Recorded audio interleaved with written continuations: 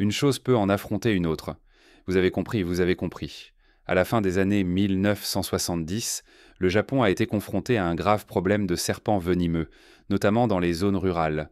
Il y avait aussi un problème de chats errants dans certaines régions du pays. Pour y remédier, le gouvernement a importé des mangoustes, en espérant qu'elles réduiraient les populations de serpents et de chats et assureraient la sécurité des habitants. Mais au lieu de résoudre le problème, cela a provoqué un désastre encore plus grand. Au cours des 25 années suivantes, les mangoustes ont causé une véritable crise écologique. Plongeons dans cette tournure inattendue des événements qui a choqué le monde entier. Le dilemme des serpents Habu. Pendant des années, les serpents venimeux Habu ont causé de gros problèmes dans certaines régions du Japon. Ces serpents ne faisaient encore pas qu'effrayer les gens, ils étaient là dangereux. Rien qu'en 1980, environ 400 personnes ont été mordues. Et malheureusement, certaines de ces morsures ont été fatales. Le Japon abrite plusieurs espèces de serpents venimeux, mais les véritables coupables sont les plus gros, comme le habu et ses proches parents, les vipères à fossettes orientales. Ils appartiennent à la même famille que les crotales et les vipères heurtantes, avec des cousins éloignés comme les serpents corail et les cobras. Vivre à proximité de ces serpents n'était pas de tout repos, et le risque de morsure était élevé. Les morsures de habu étaient trop particulièrement redoutables, car pendant longtemps, aucun antidote n'existait. Même lorsqu'un antidote a été développé, il n'était pas facile à utiliser. Il devait être conservé sous forme liquide, donc au réfrigérateur. Cela posait problème car la plupart des morsures avaient lieu dans des zones rurales sans électricité ni réfrigérateur. Installer des lignes électriques coûtait une fortune et prenait un temps fou. Créer un nouvel antidote ne nécessitant pas de réfrigération semblait aussi irréalisable. Le Japon a donc opté pour une solution créative, introduire un animal qui mange les serpents et résiste à leur venin. Sur le papier, c'était un plan de génie. Bien sûr, rien ne s'est passé comme prévu. Est-ce jamais le cas ? Mais rassurez-vous, ils ont fini par s'en sortir. Et oui, si vous pensiez aux mangoustes, vous avez vu juste. Vous voulez savoir comment ça s'est terminé ? Restez avec nous, on vous raconte la suite. Les mangoustes, envahisseurs involontaires. En 1979, environ 30 petites mangoustes indiennes ont été introduites sur l'île d'Amami-Oshima. À l'époque, l'idée paraissait brillante. Ces petits chasseurs devaient contrôler la population de serpents habu et, en bonus, réduire le nombre de rats. Les mangoustes sont originaires d'Inde et du Pakistan, donc la faune locale du Japon n'était pas préparée à l'arrivée de cet invité inattendu. Malheureusement, leur introduction a provoqué toutes sortes de problèmes imprévus. En 1993, elles prospérèrent et en 2000, leur population avait explosé pour atteindre environ 10 000 individus. C'est alors que le ministère de l'Environnement est intervenu. On pourrait penser que plus de mangoustes signifiait moins de serpents, non ? Pas vraiment. Certes, elles ont contribué à réduire le nombre de rats, mais elles ne faisaient pas grand-chose contre les serpents habu. En réalité, elles ne les mangeaient même pas. Elles préféraient manger des proies plus faciles comme les souris, les lapins et les oiseaux locaux. Le problème des serpents persistait donc, mettant toujours les habitants en danger.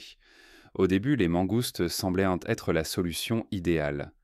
Rapides, intrépides, expertes en chasse, elles ont même une résistance naturelle au venin, ce qui leur permet de survivre aux morsures de cobras. On aurait dit le candidat parfait contre les habus.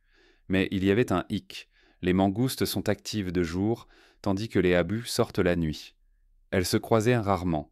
Et quand c'était le cas, les mangoustes n'étaient pas très motivés à chasser ces serpents. Pourquoi faire tout cet effort alors qu'il y avait tant de proies faciles autour ? Pendant ce temps, les mangoustes se reproduisaient à grande vitesse. En 2000, la situation était tellement hors de contrôle que le Japon a dû élaborer un plan d'éradication.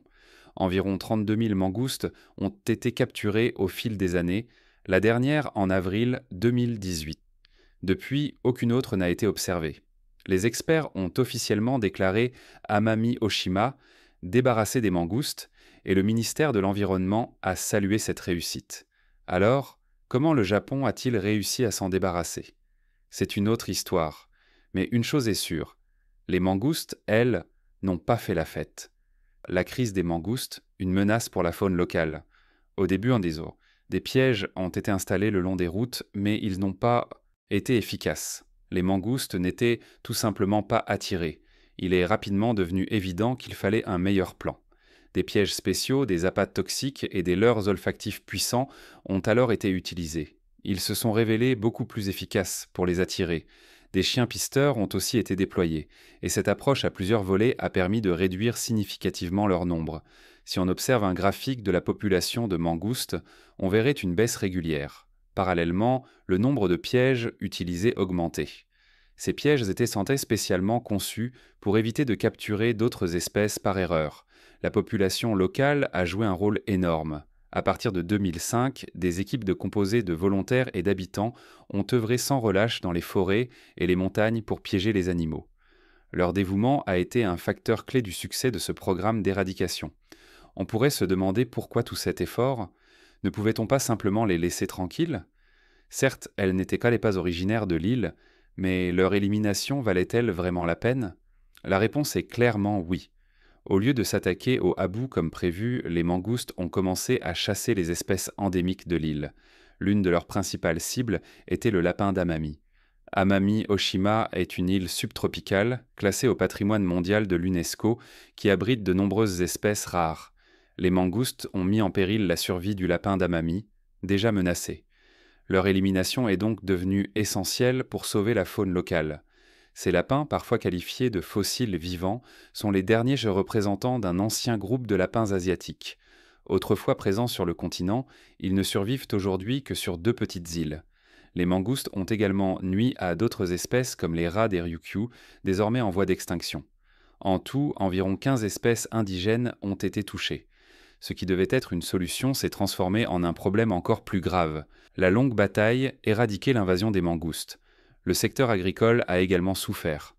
Les mangoustes chassaient les volailles, volaient les fruits et transmettaient en même des maladies au bétail, sans forcément les consommer. En seulement 20 ans, l'habitat des petits animaux a diminué de 40%. Il est devenu évident que l'introduction de mangoustes sur les petites îles japonaises avait été une grave erreur. Les îles ont des écosystèmes fragiles, peuplés d'animaux non adaptés aux prédateurs. Ajouter un nouveau prédateur, en particulier aussi vorace qu'une mangouste, a empiré la situation. Les dégâts causés par les mangoustes à Amami-Oshima ont rappelé l'importance de réfléchir avant d'introduire de nouvelles espèces dans des environnements sensibles. Les éliminer n'a pas été facile. Il a fallu près de 25 ans pour les éradiquer totalement et presque 50 ans pour achever l'ensemble du projet. Cela peut sembler cruel d'éliminer autant d'animaux, mais c'était la bonne décision pour protéger les espèces locales. Les espèces envahissantes peuvent causer d'énormes dommages si on ne les combat pas dès le départ. Plus on attend, plus il devient difficile, voire impossible, de les éliminer. Le succès du Japon dans l'éradication des mangoustes à Amami-Oshima est remarquable. C'est l'un des 9 seuls cas au monde où les mangoustes ont été complètement éliminés, et le seul sur une île aussi grande. Cet effort long et difficile prouve ce que l'on peut accomplir lorsqu'on travaille ensemble pour protéger la nature. L'écosystème fragile d'Amami-Oshima peut enfin se rétablir et les espèces locales ont une chance de prospérer de nouveau. Morsures de serpents et espèces envahissantes. Bonne nouvelle, les morsures de serpents abus sont aujourd'hui beaucoup moins fréquentes. En 2020, on n'en comptait plus qu'environ 60 par an. Étonnamment, cette amélioration n'a rien à voir avec les mangoustes. Ce sont plutôt les mesures de prévention et l'accès plus facile aux antidotes qui ont permis de réduire les décès. En fait, aucun décès causé par une morsure de habou n'a été enregistré depuis 1992. Un graphique montrerait cette tendance clairement, avec des barres noires pour signaler les cas traités à l'aide d'antidotes. C'est un progrès énorme qui montre à quel point les soins médicaux et l'éducation sont essentiels. Les mangoustes n'ont pas résolu le problème, mais les efforts de la communauté ont fait une vraie différence. Même si Amami-Oshima est aujourd'hui libre de mangoustes, la lutte contre les espèces envahissantes continue. Elle pose de toujours problème sur d'autres îles et les leçons tirées d'Amami-Oshima servent à d'autres programmes de conservation au Japon. Par exemple, des spécialistes se préparent à intervenir dans le nord d'Okinawa, où des mangoustes ont également été repérés. Il existe un véritable risque que des mangoustes venant d'Okinawa retournent à Amami-Oshima, réduisant à néant tous les progrès réalisés et obligeant le Japon à tout recommencer. Les mangoustes ont été introduites à Okinawa bien avant, pendant l'ère Meiji, environ 70 ans plus tôt, quand 17 mangoustes y ont été relâchés. Le climat plus chaud et l'environnement d'Okinawa conviennent encore mieux à ces animaux, ce qui rend leur contrôle encore plus difficile. Leur taux de reproduction et de survie y est plus élevé. Si le succès d'Amami Oshima est encourageant, la lutte continue à Okinawa rappelle que la protection de la nature demande du temps, de la persévérance et beaucoup d'efforts. Les dangers du contrôle biologique. Les leçons à retenir. Actuellement, la population de mangoustes dans le nord d'Okinawa est sous contrôle, mais elle prospère encore dans les parties centrales et sud de l'île. Pour empêcher leur propagation, des clôtures ont été installées et jusqu'à présent, elles semblent efficaces. Ces clôtures ne sont pas très hautes, mais elles ont une forme en L à leur base, pour empêcher les mangoustes de creuser en dessous. Comme les mangoustes ne grimpent généralement pas par-dessus, ces barrières permettent de réguler leur nombre. Cependant, tout comme sur l'île d'Amami, la survie de 3 espèces d'oiseaux endémiques d'Okinawa dépend de la gestion de la population de mangoustes. Si cette idée d'introduire des mangoustes pour contrôler des nuisibles vous semble familière, c'est parce qu'elle fait partie de ce qu'on appelle le contrôle biologique. Il s'agit d'une méthode qui consiste à introduire une espèce pour en gérer une autre. C'est un véritable domaine scientifique. En général, cela commence par l'étude du nuisible et de son prédateur naturel. Ensuite, les scientifiques analysent si l'introduction du prédateur pourrait nuire à d'autres espèces de la région. Ce n'était qu'après de nombreuses études rigoureuses que le prédateur est relâché pour gérer le problème. Le contrôle biologique existe depuis longtemps et peut très bien fonctionner. Par exemple, les agriculteurs utilisent souvent des insectes prédateurs pour protéger leurs vergers et jardins. Mais comme le montre la situation des mangoustes au Japon, cette méthode doit être utilisée avec une extrême prudence. Si elle est mal gérée, elle peut entraîner des problèmes inattendus, comme nuire à des espèces locales. Ainsi, bien que le contrôle biologique puisse être utile, il faut toujours trouver un équilibre pour s'assurer que les bénéfices l'emportent sur les risques. L'erreur de la mangouste, Hawaï et ailleurs. Les mangoustes ont été introduites dans des endroits comme Cuba, la Croatie, la Jamaïque, Haïti, Porto Rico, le Belize ou encore le Panama, et dans certains cas, cela a fonctionné. Mais lorsqu'Hawaï a tenté l'expérience au XIXe siècle, les choses ne se sont pas déroulées comme prévu. À l'époque, la canne à sucre était la principale culture de l'archipel, et les rats représentaient un immense problème car ils rongeaient les tiges. Les planteurs désespérés ont appris en 1872 que des producteurs de sucre des Caraïbes utilisaient des mangoustes pour contrôler les rats. Cela semblait être une excellente idée, faire venir des mangoustes d'Inde pour manger les rats et résoudre le problème. Dans les années 1880, 72 mangoustes furent importés de Jamaïque vers Big Island. Leur progéniture fut ensuite envoyée à Maui, Molokai et Oahu. Mais certaines personnes à Big Island n'étaient pas convaincues et estimaient qu'il fallait davantage de recherches sur l'expérience dans les Caraïbes. Malheureusement, leurs inquiétudes furent ignorées et la grande faille du plan devint vite évidente. Les rats sont actifs la nuit, mais les mangoustes le sont le jour. Elles ne se croisaient donc presque jamais, et le problème des rats n'a pas disparu. Les mangoustes se sont alors tournées vers des proies plus faciles, oiseaux et tortues hawaïens. Elles ont dévoré leurs œufs, aggravant la situation pour la faune locale. À mesure que les espèces indigènes disparaissaient, le gouvernement tenta de protéger certaines zones avec des barrières, mais il était trop tard. Les mangoustes sont tenus responsables de l'extinction d'au moins 8 espèces d'oiseaux hawaïens, dont certaines figuraient sur la liste des espèces menacées. Ce fut dévastateur pour la biodiversité unique d'Hawaï.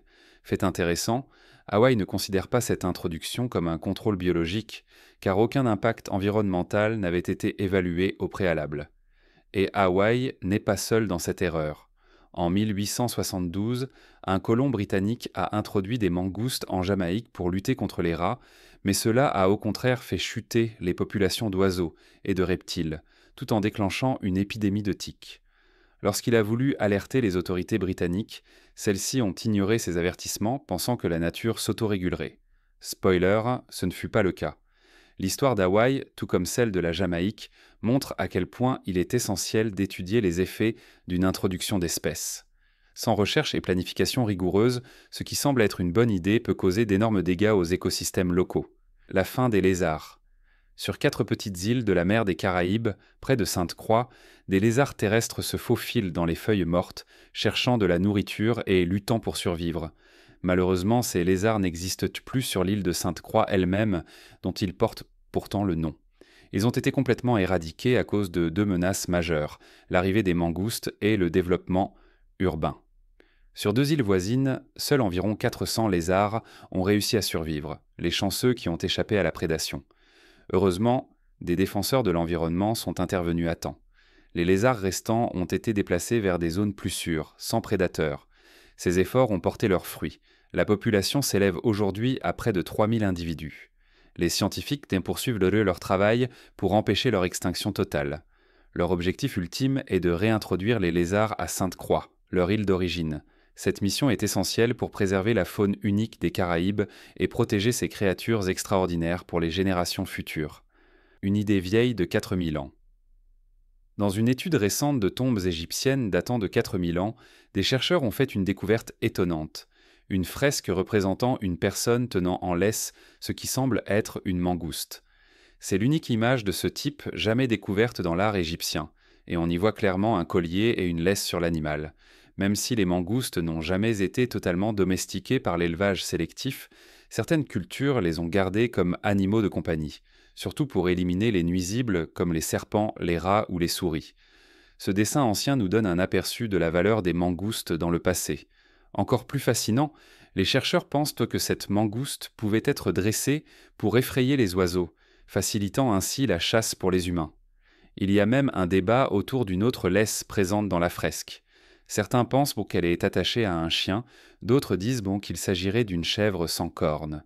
Cette œuvre d'art nous ouvre une petite fenêtre sur la vie quotidienne des anciens Égyptiens et sur leur relation unique avec les animaux. Officier mangouste. Voici une idée étonnante qui a failli devenir réalité.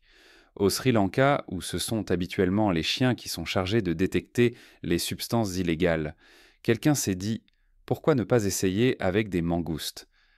Après tout, les habitants de la région utilisent depuis des générations ces petits animaux fougueux pour chasser les cobras de leurs champs.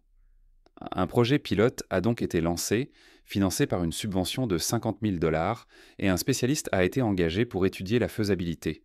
Le Zoo national a même offert ses locaux pour l'entraînement. Le plan. Relâcher quelques mangoustes dans un conteneur rempli de pièces automobiles. Si elles détectaient quelque chose d'illégal, leur queue se hérissait pour signaler la découverte.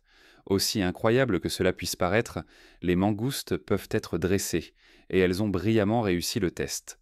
Malheureusement, malgré ce succès, le projet a été abandonné à cause de changements de direction et d'obstacles politiques. C'est vraiment dommage, car l'idée de mangoustes agents des douanes est plutôt géniale. Imaginez-les flairant la contrebande avec leurs flair aiguisés et leur attitude intrépide. Cela aurait pu révolutionner la détection de produits illicites. Vipères échiquiers. La vipère échiquier indienne produit généralement très peu de venin. Lorsqu'elle mord, elle peut injecter environ 6 ml de venin, ce qui suffit à tuer un adulte. Si vous êtes mordu, vous ressentirez probablement immédiatement de la douleur et un gonflement au niveau de la morsure, et dans certains cas, le gonflement peut s'étendre à tout le membre dans les 12 à 24 heures. Des cloques peuvent aussi apparaître. La quantité de venin qu'un serpent produit et injecte peut varier, donc les effets diffèrent d'une morsure à l'autre. Environ 20% des personnes mordues par ce serpent présentent des symptômes graves, mais grâce à l'antivenin, les décès sont aujourd'hui moins fréquents. Les problèmes les plus sérieux impliquent souvent des saignements et des troubles de la coagulation. Vous pouvez aussi vomir du sang, avoir des selles noires, cracher du sang ou avoir des saignements de nez, ce qui n'est jamais bon signe. Beaucoup souffrent aussi de troubles urinaires, comme l'incapacité à uriner ou un arrêt complet de la miction pouvant durer jusqu'à 6 jours. En cas de lésion rénale, une dialyse peut être nécessaire. Quant à leur régime alimentaire, ces vipères sont carnivores et raffolent des souris, grenouilles, lézards et insectes, y compris les scorpions et les mille-pattes. Cobra royal. Le cobra royal peut avoir différentes couleurs. Jaune, vert, brun ou noir, avec de jolis motifs comme des barres transversales ou des chevrons jaunes ou blancs. Les bébés cobras royaux sont généralement tout noirs, mais portent les mêmes marques en croix sur la tête et des rayures jaunes ou blanches sur le corps et la queue. Mais ne vous laissez pas tromper par leur apparence. Ce serpent est énorme, et sa taille renforce sa réputation intimidante. Les crochets du cobra royal sont très aiguisés, mesurant environ 7 à 10 cm. Ils restent relativement courts, car s'ils étaient les plus longs, ils transperceraient le fond de sa bouche. Lorsqu'il les replie, Ils aident à faire descendre la nourriture dans son estomac. Le cobra royal vit dans des zones allant du nord de l'Inde au sud de la Chine, y compris Hong Kong et Hainan. On le trouve aussi en Asie du Sud-Est, péninsule malaise, Indonésie occidentale et Philippines. Il préfère les zones proches des cours d'eau ou les forêts, les fourrés de bambou, les terres agricoles et les mangroves. Il aime les endroits où la température et l'humidité sont stables, passant environ 25% de son temps près des rivières. Le cobra royal a une meilleure vision que la plupart des serpents et peut repérer un mouvement jusqu'à 100 mètres. Son sifflement est unique, ressemblant davantage à un aboiement qu'à un sifflement classique. Il provient de petits trous dans l'œsophage et est amplifié par les poumons. Les cobras royaux mâles s'affrontent aussi dans des combats de lutte pour montrer qui est le plus fort. Ces affrontements sont plus des démonstrations que de vrais combats, le gagnant étant celui qui touche en premier la tête de l'autre. Cobra des Philippines. Le cobra des Philippines est un serpent venimeux que l'on trouve, comme son nom l'indique, aux Philippines. Il a un museau court et arrondi, de grandes narines, des yeux bruns foncés et des pupilles rondes. Si vous en croisez un, ne vous approchez pas trop, car il ne plaisante pas. Son venin est un puissant neurotoxique qui cible les nerfs et peut paralyser le système respiratoire. Cela se produit lorsque le venin se fixe aux jonctions neuromusculaires, bloquant les signaux nerveux. Son venin est purement neurotoxique et n'a pas d'effet nécrosant ni cardiaque, ce qui est une bonne nouvelle. La mauvaise nouvelle ? Ce serpent peut projeter son venin avec précision jusqu'à 3 mètres. En cas de morsure, les symptômes peuvent inclure des maux de tête, des nausées, des vomissements, des douleurs abdominales, de la diarrhée, des vertiges et des difficultés respiratoires. Les symptômes locaux sont généralement minimes, mais les effets neurotoxiques peuvent être graves et rapides. Une étude de 1988 portant sur 39 victimes de morsures a révélé que 38 présentaient des signes de neurotoxicité, dont 18 avec une insuffisance respiratoire complète, souvent très rapide. Dans 3 cas, une apnée est survenue en moins de 30 minutes. Malheureusement, 2 décès ont été signalés, les victimes étant déjà mortes à leur arrivée à l'hôpital.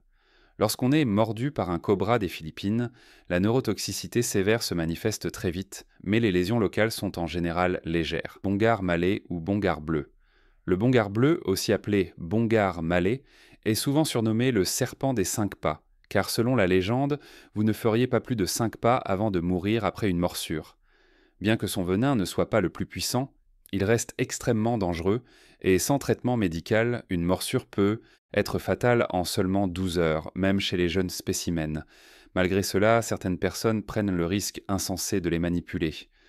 Visuellement, ce serpent est saisissant, avec ses bandes noires et blanches vives, bien que certains soient entièrement noirs. La morsure de ce serpent est presque indolore, ce qui la rend encore plus redoutable. Le venin peut causer de sérieux dégâts avant même que les symptômes n'apparaissent. Son venin est 15 fois plus puissant que celui d'un cobra classique et se compose principalement de neurotoxines affectant le système nerveux. Les symptômes peuvent inclure des nausées, vomissements, maux de tête, douleurs abdominales, vertiges et diarrhée. Au fur et à mesure que le venin agit, des troubles neurologiques comme la paralysie ou des convulsions peuvent apparaître. Sans traitement rapide, la personne mordue peut mourir en 12 à 24 heures. Heureusement, un anti-venin existe, permettant de survivre si l'on reçoit les soins nécessaires à temps. Cobra cracheur du Mozambique. Le cobra cracheur du Mozambique est un serpent extrêmement venimeux et carrément terrifiant que l'on trouve en Afrique. Il est considéré comme l'un des plus dangereux du continent. Ces cobras peuvent être gris ardoise, bleu, olive ou brun noir, souvent avec des écailles bordées de noir. Leur régime alimentaire est varié. Ils mangent quoi d'autres serpents, des oiseaux, des œufs, des petits mammifères, des amphibiens et même des insectes. Ils sont aussi charognards et n'hésitent pas à se nourrir de cadavres en décomposition. Fait incroyable, ils peuvent manger des serpents venimeux comme le mamba noir. En fait, ils ont développé une immunité contre le venin du mamba noir. Oui, vous avez bien lu. Ce serpent est si coriace qu'il mange des mambas noirs. Même immunisé, avaler ça doit quand même piquer un peu. Lorsqu'ils se sentent menacés, les cobras cracheurs du Mozambique peuvent se dresser jusqu'à 2/3 de leur longueur, déployer leur capuchon étroit et vous envoyer un message très clair de ne pas approcher. Fidèles à leur nom, ils sont excellents pour cracher du venin, qu'ils peuvent projeter avec précision à une distance de 2 à 3 mètres. Si la situation l'exige, ils peuvent être à mordre au lieu de cracher ou même faire semblant d'être morts pour éviter le danger. Crotal diamantin de l'Est. Le crotal diamantin de l'Est se trouve dans le sud-est des États-Unis, avec une répartition allant du sud-est de la Caroline du Nord, le long de la côte atlantique jusqu'au quai de Floride, et le long de la côte du Golfe jusqu'au sud-est de la Louisiane. En période de sécheresse, on peut le trouver dans les prairies humides, les forêts marécageuses et les marais salés, entre autres. Toutefois, il préfère généralement des habitats, comme les forêts de pins à longues feuilles, les zones de chênes turkey, les collines sablonneuses et les hammocks côtiers maritimes. Souvent considéré comme le serpent le plus venimeux d'Amérique du Nord, le crotal diamantin est grand et puissant, mais généralement non agressif. Son venin contient une enzyme appelée crotaline qui peut coaguler le fibrinogène, ce qui est problématique. Bien que les saignements cliniquement significatifs soient rares, le venin contient également un peptide de faible poids moléculaire qui peut bloquer la communication entre les nerfs et les muscles, ce qui peut entraîner une insuffisance cardiaque. En ce qui concerne son alimentation, le crotal diamantin est carnivore. Il se nourrit principalement de petits mammifères comme les lapins et les rats des rizières, mais il peut aussi chasser les oiseaux et les gros insectes. Serpent de mer à bec. Les serpents de mer à bec sont actifs de jour comme de nuit et peuvent plonger jusqu'à 100 mètres de profondeur, restant sous l'eau pendant 5 heures avant de devoir remonter à la surface. Ces serpents possèdent des cancers ou des glandes spéciales qui leur permettent d'éliminer l'excès de sel. Certains herpétologistes les décrivent comme agressifs et féroces, en raison de leur nature venimeuse. Il suffirait d'une très petite quantité de leur venin pour être mortel pour l'homme. Ce venin contient des neurotoxines et des myotoxines puissantes. On trouve le serpent de mer à bec dans le monde entier, et il serait responsable de jusqu'à 90% des décès liés aux morsures de serpents marins. Il donne naissance à des petits vivants, souvent par portée de 30 ou plus. Les jeunes restent généralement dans les eaux peu profondes pendant 6 à 12 mois avant de s'aventurer en haute mer. À 18 mois, ils sont suffisamment matures pour se reproduire, les femelles ayant généralement leur première portée vers 24 mois. Les principales menaces qui pèsent sur cette espèce sont la pollution, les captures accidentelles dans les filets de pêche et la chasse pour leur venin ou leur peau. Boomslang maes sanhan pantis boomslang. Le boomslang est un serpent venimeux qui injecte un venin puissant par ses grands crochets situés à l'arrière de sa mâchoire. Lorsqu'il mord, il peut ouvrir sa bouche jusqu'à 170 degrés. Son venin est principalement un hémotoxique, qui perturbe la coagulation du sang, entraînant des hémorragies internes et externes. Dans les cas graves, cela peut même provoquer des saignements dans le cerveau ou les muscles. D'autres symptômes peuvent inclure des maux de tête, des nausées, de la somnolence et de la confusion mentale. La nature à action lente du venin de boomslang peut poser problème. D'un côté, ce délai permet aux victimes de recevoir un traitement à temps. De l'autre, il peut donner une fausse impression de sécurité, faisant croire que la morsure n'est pas grave. Parfois, le serpent donne une morsure sèche sans injection de venin. Si aucun symptôme n'apparaît dans les premières heures, la victime peut à tort penser qu'elle est hors de danger. Les effets du venin varient selon les individus, chaque espèce de serpent affectant différemment le corps humain. L'antivenin contre les morsures de boomslang a été développé dans les années 1940 par des producteurs sud-africains de vaccins et est très efficace. Cependant, si l'antivenin n'est pas administré dans les 24 à 48 heures, une transfusion sanguine complète peut être nécessaire pour sauver la victime. Serpents de mer à ventre jaune.